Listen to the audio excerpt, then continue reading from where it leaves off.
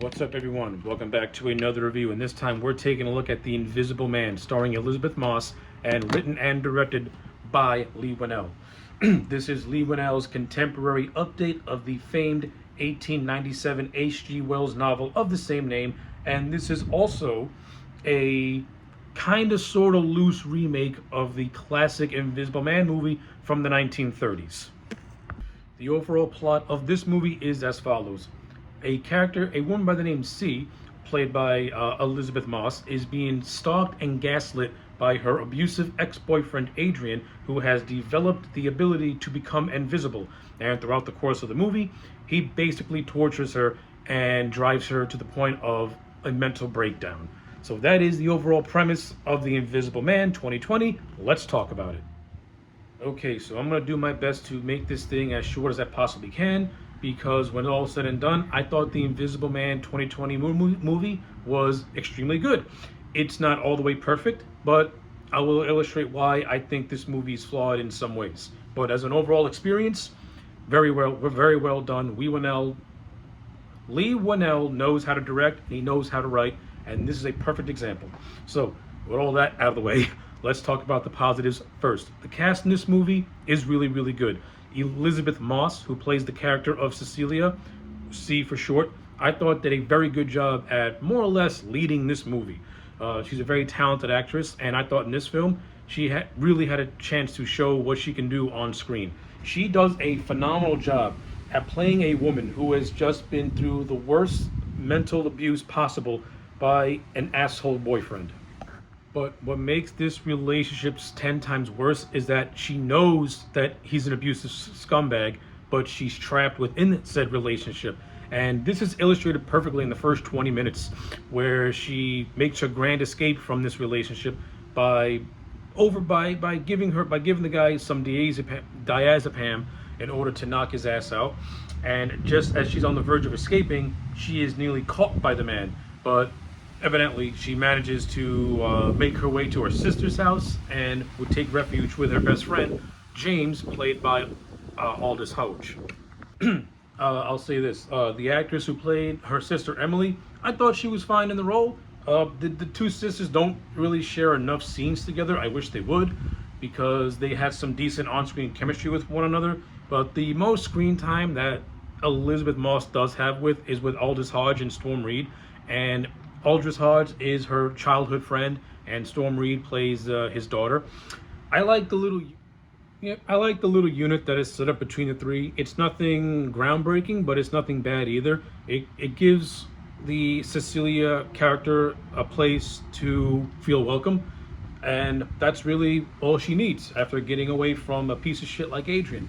I like the fact that James is not played up as a potential suitor. I think that would have been forced. I like how he's strictly played as a childhood friend who almost feels like a big brother to Cecilia. I think that works really well. And the scenes with Storm Reed and Elizabeth Moss, they were fine too. You get like an aunt-niece type of vibe to it. I don't think they share enough screen time together. I would have given them more to do, especially when you get to the third act where Adrian attacks both Cecilia and James. I think if Moss and Reed had more screen time to really develop an aunt and niece relationship, then it would have raised the stakes even more, especially when the little girl gets put into danger and when Adrian starts to attack her while invisible. But that's just me. That's what I would have done. And you also have the character of Tom, who is the younger brother of Adrian. He is more or less plays a loyal type of character who is who's in charge of the estate of Adrian's, because 2 weeks after the opening prologue, Cecilia finds out that Adrian had died in a suicide attempt, and now she's about to inherit $5 million of his money, and this is told to her by Adrian's brother Tom, who is a lawyer. So, yeah, and more or less after this is where, let's just say, this is where the movie really picks up, because not too long after the meeting with Emily, Cecilia, and Tom, some strange things start to happen. There's this unseen force that is stalking Cecilia, that is creeping her out, that is making her believe that things are happening, and while other characters think that she's just suffering from PTSD after leaving Adrian, and the fact that he's also now dead not too long afterwards, everyone thinks that she's just having a hard time trying to cope with the situation. But we know that somehow her ex-boyfriend is still alive and he is torturing her. I like how the movie plays it off as maybe it could be a ghost. It doesn't. You don't really know what it is until you get to the midway point of the movie, where it makes the big reveal as to how Adrian is able to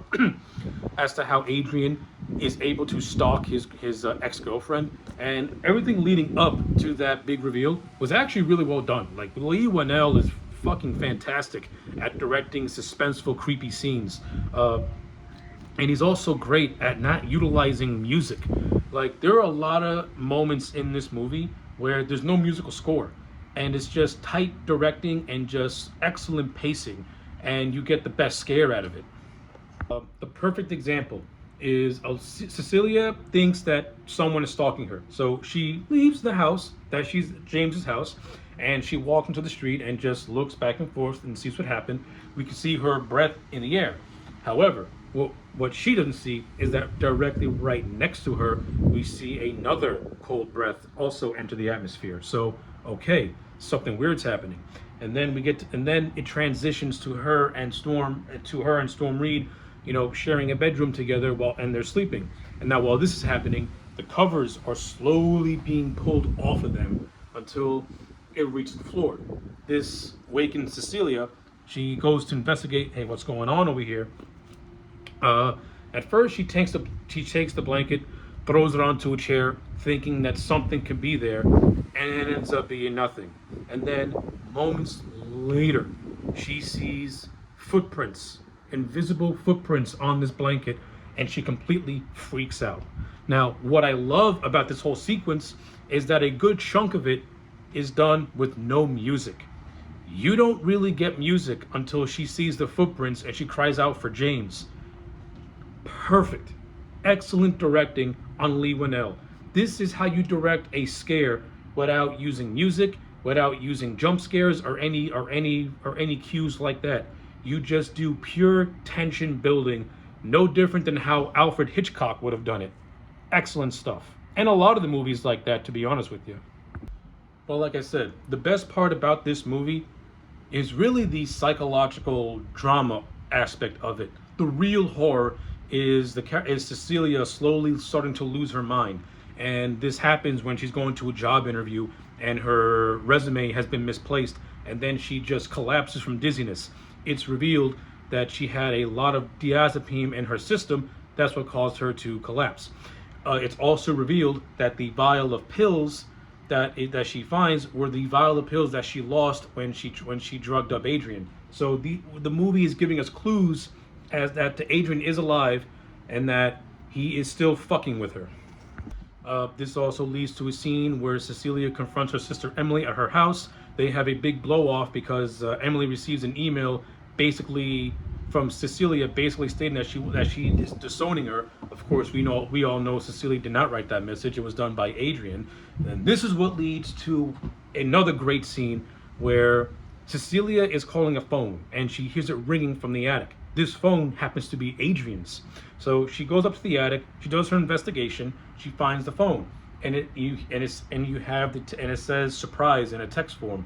As she goes to look at the latch that goes up to the attic, she takes a blob of paint, throws it, and we see a man in an invisible suit. And this is another perfect scare that is done. That it starts off with no music, and then once she throws the paint, the music kicks in, and it's awesome. Really well done, very well directed scene.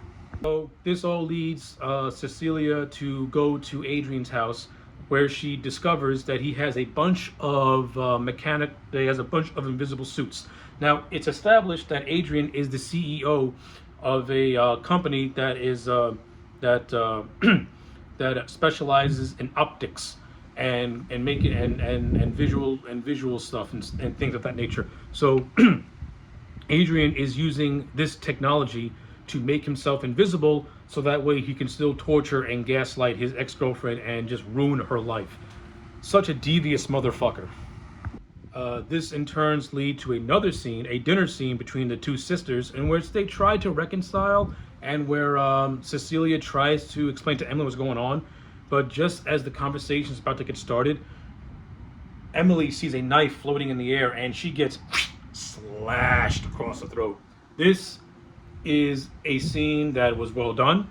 It legitimately comes out of nowhere, and this is a well done jump scare because when you're watching it for the first time, you have to like say, wait, what the hell just happened? Oh shit, she just got slashed in the throat. This leads to a great performance by Moss, where she's screaming hysterical from the restaurant until she gets committed into a mental hospital. And Moss does a fantastic job at just acting like somebody who was losing her mind. Like, she knows that Adrian is there, but no one believes her because he's thought to be dead. And this leads to another great sequence where Adrian and Cecilia are running through the mental hospital, and Adrian is taking down security guards left and right, trying to make his girlfriend look like she's going absolutely nutso. This finally leads to the big climax, which takes place at James's house, where Adrian had got there before, where we see Adrian enter in his invisible form. He tortures the little girl. James makes his way in. He gets his shit kicked in by Adrian, and then Elizabeth Moss shows up with the gun. Bang bang, shoots him, but it's not Adrian. That's right. The man in the suit was not Adrian. It was actually his younger brother, Tom, because not too long after this, the cops find Adrian bound behind a wall in his house, being held like a prisoner and captive. So Adrian creates this whole story that his own brother had faked his own suicide and then more or less kept him captive in his own house, and then went on to torture his ex-girlfriend. Now, of course, we all know that's a complete fabrication and complete bullshit. What happened was Adrian set up his own brother as a further way to mentally torture his girlfriend. And this leads to the big showdown between the two, where Elizabeth Moss's character finally comes front to front with Oliver Jackson Cohen, who plays Adrian throughout the course of the film. And they have a very kind of intense scene where Adrian continues to gaslight his girlfriend, saying that he was not responsible for anything and that it was his brother the entire time. So after Cecilia excuses herself to go to the bathroom, we see Adrian cut his own throat. But and when Cecilia comes in, she sees the aftermath. She's horrified at what she sees, because we're led to believe that the man just randomly cut his own throat, and James is there the entire time because Cecilia only went to the dinner to try and get a confession out of Adrian, which he skillfully avoided at any chance he got. However, once this was all done on security footage, and it's revealed at the end that Cecilia had an invisible suit in her bag the whole time. So basically, Cecilia became the Invisible Woman, and she made Adrian kill himself in the most satisfying ending to a movie possible. She gets a revenge, and James agrees, and James silently agrees to not say anything and just to let his friend have this win, even though we know he knows it's wrong. And that's basically how The Invisible Man ends, and that's basically how the movie ends. Yeah, so that's The Invisible Man in a nutshell. As an overall movie, I think it's actually well done. The positives, like I said, the cast is on point. The overall story is really well done. Leigh Whannell's directing is perfect. Very Hitchcock inspired. Now, in terms of my negatives, I'll say this. The dynamic between James, Storm Reed's character, and Cecilia could have been built up a lot more. I would have preferred Emily and Cecilia to have more on-screen scenes. The same thing with Adrian and Cecilia. Before the movie actually kicks in, I would have liked to see more scenes with them as well. But my biggest gripe with this movie is that the character of Adrian Griffin is very uninteresting. Like, apart from being a manipulative piece of shit and a rich man in charge of a very successful business, he's very one note. Like, the character of Adrian Griffin is very, very one note. And this, it makes for a very just uninteresting villain. Now, I'm going to make a comparison to the original Invisible Man movie with Claude Rains. Why I like the character of Jack Griffin is because he's a good man who played with science, and because he played with science, he slowly starts to lose his humanity because of it. To me, that's a much more interesting character, seeing a good man slowly turn into a villainous man and then getting his redemption at the end only in death.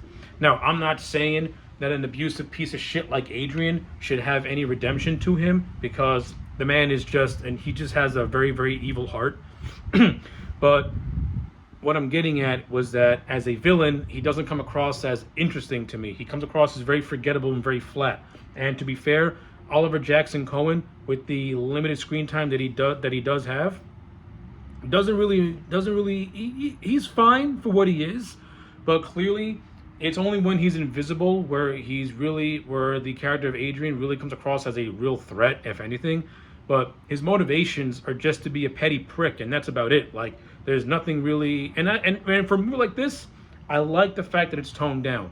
But at the same time, I think you could have made the Adrian character a little bit more interesting by having him already have an obsession with invisible technology to further coincide with his already abusive nature that he has. So I would have had him do more with I would have done more with that in a certain way.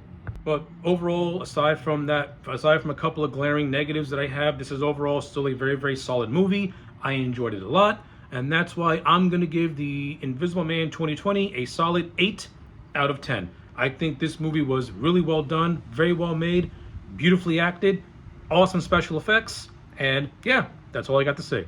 Anyway, those are my thoughts. Let me know yours in the comment sections down below. Like the video and subscribe, and I'll check you back next time for more.